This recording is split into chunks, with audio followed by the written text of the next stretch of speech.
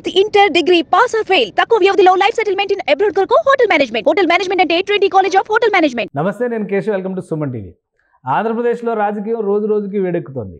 ముఖ్యంగా కొన్ని శాఖల పనితీరు చూస్తే పాత అధికారులు, ఆ శాఖలు నిర్వహించినటువంటి మంత్రులు బెంబేలెత్తిపోయేటువంటి పరిస్థితి వస్తుంది. గోడౌన్ల తనిఖీల విషయంలో నాదెండ్ల మనోహర్ జోరు చూపిస్తుంటే అటవీ శాఖకి సంబంధించి పర్యావరణ విభాగానికి సంబంధించినటువంటి ఫైళ్లు తగలబెట్టేటువంటి అంశం రాజకీయ దుమారాన్ని రేపుతుంది. మరోవైపు జగనన్న లేఅవుట్ల దగ్గర నుంచి అన్ని అంశాలపైన, పర్యాటక శాఖ భవనాల సేకరణ పైన కూడా ఆయా శాఖల మంత్రులు దృష్టి పెట్టినటువంటి పరిస్థితి. ముఖ్యంగా ఈ శాఖలన్నీ జనసేన ఆధ్వర్యంలో ఉన్నటువంటి శాఖలే. అసలు ఏం జరుగుతుంది, ఎందుకు విపక్ష నేతలు బెంబేలెత్తాల్సిన పరిస్థితి వస్తుంది? ఈ అంశాలపైన విశ్లేషణ చూద్దాం. జనసేన పార్టీ అధికార ప్రతినిధి రాయపాటి అరుణ్ గారు మనతో పాటు ఉన్నారు. అరుణ్ గారు నమస్కారం. నమస్తే సార్. అరుణ్ గారు, వరుసగా మీ 3 శాఖలు చూస్తే గతంలో ఆ శాఖలు నిర్వహించిన వాళ్ళ దగ్గర నుంచి మాజీ ముఖ్యమంత్రుల వరకు భయపడేట్టుగా కనిపిస్తుంది. ఏంటి వరుసగా నిన్న ఒక వార్నింగ్ కూడా ఇచ్చారు పవన్ కళ్యాణ్ గారు ఫైల్ సేఫ్టీ విషయంలో. ఏవైతే విజయవాడలో కొన్ని ఫైల్స్ దస్తాలు తగలబెట్టారో వాటి మీద చాలా సీరియస్ వార్నింగ్ ఇచ్చారు. అంటే ఆ స్థాయిలో అవినీతి జరిగిందా? ఆ స్థాయిలో దొరికినటువంటి ఆధారాలు ఉన్నాయా? అవును సార్, గత 5 ఏళ్లుగా ప్రభుత్వం సీక్రెట్ జీవోలు తీసుకొచ్చి పాలనలో ఏం జరుగుతుంది అనేది ఒక ట్రాన్స్పరెన్సీ లేకుండా, బయట ప్రజలకి ఎలాంటి ఇన్ఫర్మేషన్ ఉండకుండా కేవలం వాళ్ళ సొంత ఇంట్లో విషయంలాగా ఇష్టారీతిగా ప్రభుత్వ నిధుల్ని వాళ్ళ ఇష్టానికి వాడేసుకున్నారు. తీసుకొచ్చినటువంటి పథకాలు అలాగే శాఖల్లో ఉన్నటువంటి నిధులను కూడా వాళ్ళ సొంతానికి వాడేసుకొని పెద్ద ఎత్తున అవినీతి జరిగింది అనడానికి నిదర్శనంగా మేము ఏ శాఖలు అయితే చేపట్టామో ఆ శాఖల్లో రోజుకి తవ్వుతున్న కొద్దీ కోట్ల రూపాయల అవినీతి బయటపడుతోంది. దానికి సంబంధించి సరైన పత్రాలు కానివ్వండి, లెక్కలు కానివ్వండి, సంబంధిత అధికారుల దగ్గర నుంచి వివరాలు కానివ్వండి, ఒక సంతకంతో విడుదలైనటువంటి జీవోలు కానివ్వండి, ఏమి ఉండట్లేదు. అంతా కూడా అధికారులకు సంబంధం లేకుండా కేవలం నాయకులు, నామినేటెడ్ పోస్టులు తీసుకున్నటువంటి చెంచాగిరి చేసినటువంటి గూండా నాయకులు, వీళ్ళంతా కూడా ఇష్టారీతిగా వ్యవహరించి ఆంధ్ర రాష్ట్ర సంపదని అన్ని శాఖల్లో నుంచి కొల్లగొట్టి తిన్నారు. దానికి సంబంధించి ఈ రోజు ప్రభుత్వం మారడంతో, అంటే వాళ్ళు ఆ స్థాయిలో అవినీతి ఎందుకు చేశారు అంటే, ప్రజలు కేవలం పథకాలతోనే మోసపోయి పదే ఈ జగన్మోహన్ రెడ్డి చేస్తున్నటువంటి మోసాన్ని నమ్మి మళ్ళీ వాళ్ళు ఊహించినట్టుగా 30 ఏళ్ళు ముఖ్యమంత్రిగా వాళ్ళనే చేస్తారనే ఒక అపోహలో ఉండిపోయి ఈ స్థాయిలో అవినీతి చేశారు. అసలు యథేచ్ఛగా చేశారు అవినీతి కూడా. భయం అనేది లేకుండా, ఇది ప్రజల సొమ్ము అనే ఆలోచన లేకుండా, ప్రభుత్వం మారితే దొరికిపోతే మా పరిస్థితి ఏమవుతుంది అనే కనీసపు ఆలోచన కూడా లేకుండా వేల కోట్ల రూపాయల అవినీతి ప్రతి శాఖలో చేశారు. అది ఈ రోజు మేము చేపట్టిన శాఖలు ప్రభుత్వం ఏర్పాటు చేసినప్పటి నుంచి నిరంతరం వాటి మీదే కసరత్తు చేస్తూ ఉంటే రోజుకొక కొత్త స్కామ్, రోజుకొక కొత్త చోట అవినీతి, రోజుకొక ఆఫీసులో అవినీతి, రోజుకొక శాఖలో అవినీతి బయటపడుతోంది. వీటన్నింటినీ పవన్ కళ్యాణ్ గారు కానివ్వండి, నాదెండ్ల మనోహర్ గారు కానివ్వండి, ఎవరైతే ఈ శాఖల మీద పూర్తిగా విశ్లేషణ చేస్తూ ప్రతి ఎంప్లాయీతో, కింది స్థాయిలో ఉన్న అటెండర్ దగ్గర నుంచి పై స్థాయిలో ఉన్నటువంటి ఆఫీసర్ వరకు అందరితో మాట్లాడి వివరాలు తీసుకుంటూ ఉన్నారు. వాటన్నింటి వెనుక ఉన్నది వైసీపీ నాయకుల హస్తం. నాయకులకి గులాంగిరి చేసినటువంటి ఆఫీసర్ల హస్తం. వీళ్ళది మాత్రమే ఉన్నాయి. దీంట్లో భాగంగా అవి వివరాలు దొరికితే జైలు శిక్ష తప్పదు, పెద్ద శిక్షలు తప్పు అనే భయంతో వాళ్ళు ఆఫీసుల్లో ఉన్నటువంటి ఫైల్స్ వాళ్ళకు అనుకూలంగా ఉన్నటువంటి సిబ్బంది ద్వారా తగలబెట్టించే ప్రయత్నం చేస్తూ ఉన్నారు.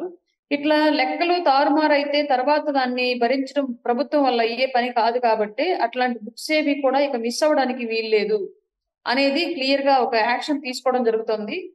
లోపల సాఫ్ట్ కాపీస్ ఏమన్నా ఉన్నాయా లేవా, దానికి సంబంధించిన లావాదేవీలు ఏమైనా అప్డేట్ అయ్యాయా లేదన్నది కూడా ఈ రోజు నుంచి కూడా ఆల్రెడీ స్టార్ట్ చేశారు. ముందు ఇంకా సీరియస్ గా ఈ శాఖల మీద వర్క్ చేస్తారు. డెఫినెట్ గా దీని వెనకాల ఎంత పెద్ద తలకాయలు ఉన్నా సరే కటకటాల పాలు అవ్వాల్సిందే. అది ఉద్యోగులైనా నాయకులైనా ఎవరిని ఉపేక్షించే పని జరగదు. ఒకటి అంటే, ఇప్పుడు బాధ్యతలు తీసుకుని 20 రోజుల పైన అవుతుంది, కానీ ఫైళ్ళు ఎలా బయటకు వస్తున్నాయి, ఏ విధంగా వాటిని తరలిస్తున్నారు, ఎవరు సహకరిస్తున్నారు? ఇంకా శాఖల మీద ఒక రకంగా గతంలోనే పవన్ కళ్యాణ్ గారు చెప్పారు, ఆల్రెడీ మేము ఏం చేయాలనుకున్నాం అనే దాని మీద యాక్షన్ ప్లాన్ ఉందని.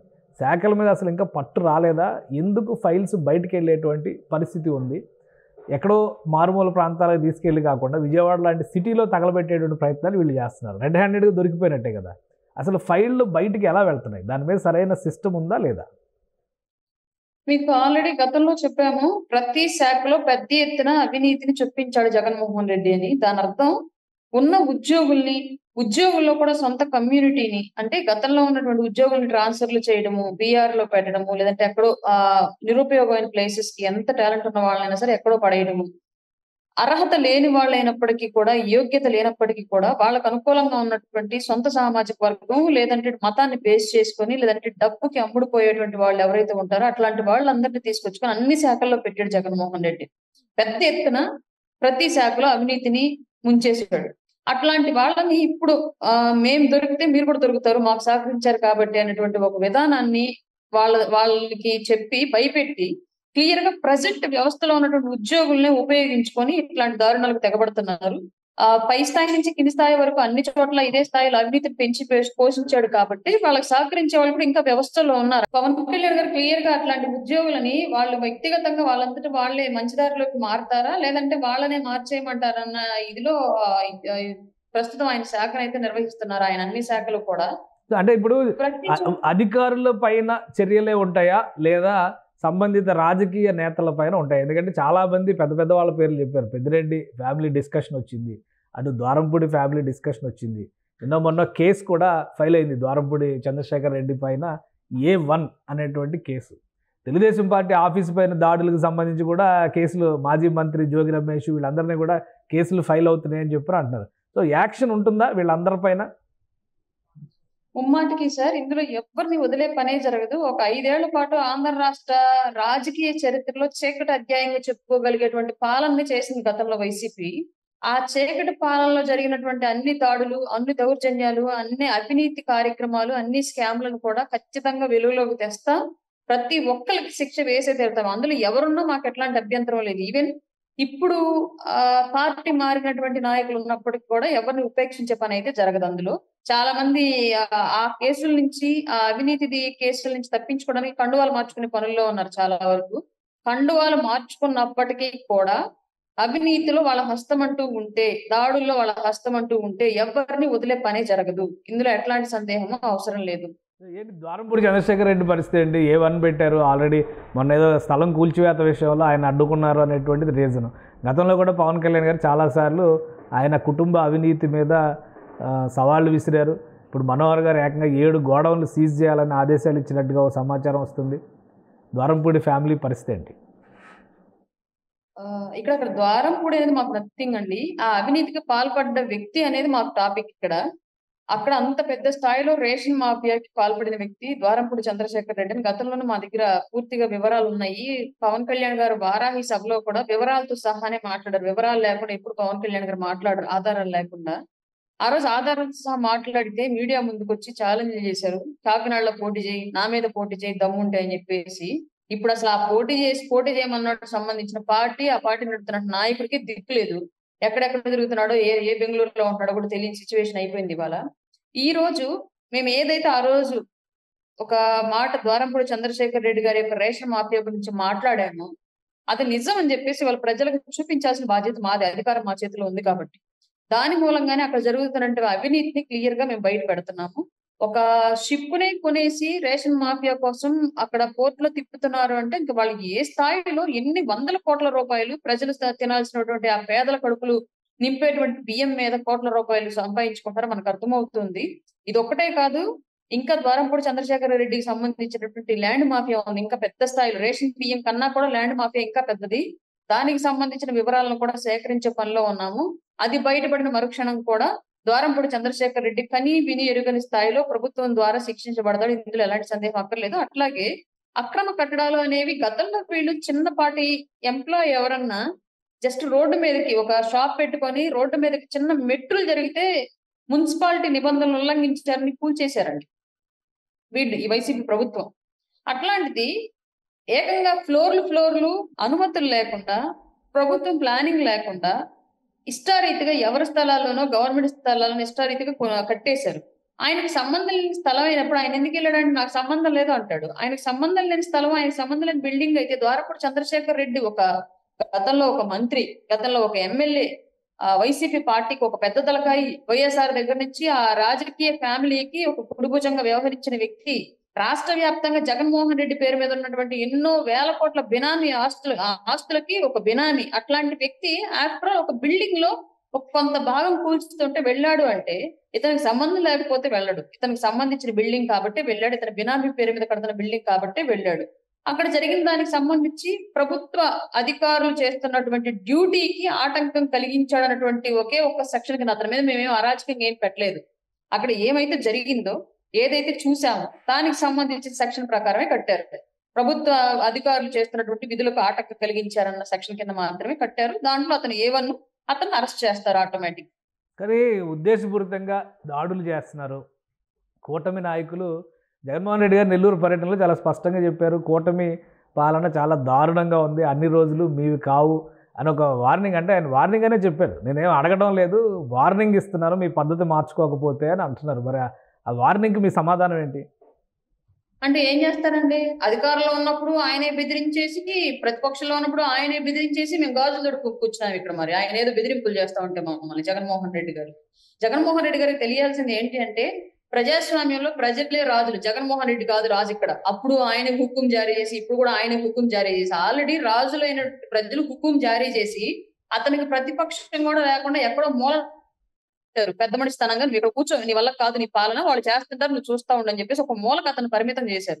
ఇప్పుడు కూడా దాన్ని ఐడెంటిఫై చేసుకోలేక రాష్ట్ర నలుమూలలో ఉన్నటువంటి ప్యాలెస్ చూసుకొని, దేశంలో ఉన్నటువంటి అన్ని ప్రధాన నగరాల్లో ఉన్నటువంటి ఆస్తులను చూసుకొని, ఆ ఆస్తులు నా సొంతం శాశ్వత ఆస్తులు ఉంటే ఆంధ్ర రాష్ట్రం నా చేతిలో ఉంటుంది అన్నట్లుగా కనుక విర్రవీగితే 32 కేసులే కావాలి ఇప్పటి వరకు ఉంది. అంతకు మించినవి కూడా ఇప్పుడు తవ్వుతున్నాం కాబట్టి అవన్నీ కూడా ఆయన మీదకు చుట్టుకున్నాయి. వీటన్నింటిని తీసుకెళ్ళి ఆయన మీద మేము ఏం చెయ్యం, చట్టానికి అప్పచెప్తాం, ఇదిగో కేసులు, దీని ప్రకారం మీరు ఏం చేస్తారు చెయ్యండి అని చెప్పేసి చట్టానికి అప్పచెప్తాం. కానీ ఇవన్నీ కక్ష సాధింపు కిందకే వస్తాయి. జగన్మోహన్ రెడ్డి గారు చేసినటువంటి ఆరోపణ కక్ష సాధింపు కిందకే వస్తాయి. పిన్నెల్లి రామకృష్ణారెడ్డిని కూడా కక్ష సాధింపులో భాగంగానే అరెస్ట్ చేశారు. ఇప్పుడు మీరు A1లు పెట్టినా A2లు పెట్టినా కక్ష సాధింపులో భాగంగానే చేశారు. ఆల్రెడీ పులివెందుల్లో కూడా మొన్న ఏదో 4 స్టార్ హోటల్ కడుతున్నారు, దాన్ని టూరిజం డిపార్ట్మెంట్ కొందరు కందుల దుర్గేష్ గారు ఒక స్టేట్మెంట్ ఇచ్చారు. అలాగే మెగా లేఅవుట్ 8,000 ఫ్లాట్లకు సంబంధించి నిర్మాణం ఏదో ప్రారంభించారు, అందులో కూడా లబ్ధిదారుల విషయంలో అవకతవకలు జరిగినాయని మళ్ళీ ఇంకో కొత్త విషయం ఇవాళ తెర మీదకి వచ్చింది. ఇవన్నీ కక్ష సాధింపులో భాగంగా జరుగుతున్నాయా? కక్ష సాధింపే చేయాలనుకుంటే నేరుగా వెళ్ళి తాడేపల్లిలో ఉన్నటువంటి సీఎం జగన్మోహన్ రెడ్డి పంపనే కూల్స్తాం కదండి. ఈ అక్రమ కట్టడాల కింద కూలుస్తాం, మేము అట్లా కూల్చే వాళ్ళం కాదు కదా. నిజంగా కక్ష సాధింపు చేయాలంటే మెయిన్ టార్గెట్ తీసుకెళ్లి అక్కడే కూల్చేస్తాము, జగన్మోహన్ రెడ్డి గారు ఇల్లే అయిపోద్ది, ఎలాగ అనేవాళ్ళు ఎలాగ అంటారు కదా, అట్లాగే అనేస్తారు. మేము కక్ష సాధింపు చేయడానికి రాజకీయాల్లోకి పదవుల్లోకి ప్రస్తుతం రాలే. మాకు ప్రజలు ఇచ్చింది ఏంటి బాధ్యత, రాష్ట్రాన్ని జగన్మోహన్ రెడ్డి నాశనం చేశాడు కాబట్టి, రాష్ట్రాన్ని జగన్మోహన్ రెడ్డి అవినీతి వైపు నడిపాడు కాబట్టి, వాటన్నింటినీ ప్రక్షాళన చేసి అభివృద్ధి వైపు మీరు రాష్ట్రాన్ని తీసుకెళ్ళండి అని చెప్పేసి ప్రజలు కూటమిలో ఉన్నటువంటి పార్టీలని నాయకులు నమ్మి మాకు ఇంత పెద్ద మ్యాండేట్ ఇచ్చారు. దీన్ని నిలబెట్టుకోవాల్సిన బాధ్యత ఇవాళ మా భుజాల మీద ఉంది. ఇవాళ రాష్ట్రంలో పంచాయతీరాజ్ వ్యవస్థలో చూస్తే పైసా డబ్బులు లేకుండా ఖర్చు పెట్టి, ఎందుకు ఖర్చు పెట్టాడో కూడా తెలియని పరిస్థితుల్లో అయోమయంలో ఆ శాఖ నుంచాడు జగన్మోహన్ రెడ్డి. అట్లాగే అటవీ శాఖకు సంబంధించి చూస్తే రాష్ట్రంలో ఎక్కడ చూసినా సరే ఎర్రచందనం స్మగ్లింగ్ పెద్ద ఎత్తున జరుగుతుంది. దాని అన్నింటికి వెనకాల కర్త కర్మ క్రియ మొత్తం అంతా కూడా వైసీపీ నాయకులే ఉన్నారు. వాళ్ళు దేశం దాటించి కూడా స్టాక్ పెట్టగలిగారు అంటే ఆ స్థాయిలో యథేచ్ఛగా వీళ్ళకి సపోర్ట్ అందింది డిపార్ట్మెంట్ల నుంచి అన్ని రకాలుగా. అట్లాంటి వాటన్నింటిని ప్రక్షాళన చేసి ప్రజా సంపదను కాపాడి రాష్ట్రంలో జరుగుతున్నటువంటి అరాచక కార్యకలాపాలకు అడ్డుకట్ట వేసే ప్రయత్నంలో మాకు సరిపోతుంది టైం. జగన్మోహన్ రెడ్డి మీద కక్ష సాధింపు చేసే అంత టైము ఖాళీ ఇక్కడ నాయకులకి ఇవ్వాలి జగన్మోహన్ రెడ్డి. రాష్ట్రంలో అంత ప్రశాంతమైన పరిపాలన గతంలో చేయలే అతను. ఇవాళ నాయకుల దగ్గర ఒకవేళ నిజంగానే జగన్మోహన్ రెడ్డి గారి మీద కక్ష సాధించాలి అనుకున్నా సరే ఫస్ట్ చంద్రబాబు నాయుడు గారి దగ్గర టైం లేదు. ఆయన పోలవరం, అమరావతి, రాష్ట్రంలో ఇచ్చినట్టు హామీలు, వీటికి సంబంధించినటువంటి నిధుల సేకరణ, అది ఎలా డిస్ట్రిబ్యూట్ చేయాలి, ఎక్కడి నుంచి తీసుకురావాలి, పెట్టుబడిదారులను ఎలా ఆహ్వానించాలి, వాళ్ళకి ఎలాంటి సౌకర్యాలు ఇక్కడ కల్పిస్తే వాళ్ళు వస్తారు, దీని మీద ఆయన తలమునకలై ఉన్నారు. అట్లాగే పవన్ కళ్యాణ్ గారు ఆయన తీసుకున్నటువంటి శాఖలు, దానికి సంబంధించిన లోటుపాట్లు, అందులో ఉన్న నిధులు ఏంటివి, ఎందుకు ఖర్చయ్యాయి, ఇప్పుడు ఎక్కడి నుంచి తీసుకురావాలి, ఆ శాఖలు ఎలా డెవలప్ చేయాలి, వీటన్నింటి మీద పవన్ కళ్యాణ్ గారు టైం సరిపోతుంది. ఇంకా ఈ బోర్డు జగన్మోహన్ రెడ్డి పట్టించుకున్న టైం వాళ్ళ దగ్గర ఎక్కడుంది సార్? లేదు. కాబట్టి అతను ఏదో ఊహించుకుంటున్నాడు. నిజంగా వాస్తవంగా జగన్మోహన్ రెడ్డి కనుక ఆ పిన్నెల్లి రామకృష్ణారెడ్డికి జరిగింది అన్యాయమైన వెళ్ళాడు అనుకుంటే, ఎప్పుడు గతంలో చాలా సార్లు వైసీపీ కార్యకర్తల మీద దాడులు జరిగాయని చెప్పి వీళ్ళే చెప్పుకునేవాళ్ళు. ఎప్పుడు అక్కడికి వెళ్ళలేదు. వాలంటీర్లు కొంతమంది వీళ్ళ టార్చర్ తట్టుకోలేక ఆత్మహత్య చేసుకొని చనిపోయారు. ఎప్పుడు అక్కడికి వెళ్ళలేదు. రాష్ట్రంలో బోల్డు మంది తొక్కిసలాటకు గురై చనిపోయారు. అప్పుడు అక్కడికి వెళ్ళలేదు. రకరకాల కారణాలతోటి వైసీపీ కార్యకర్తలే చాలా మంది మరణించారండి. కారణాలు ఏమైనా కానివ్వండి.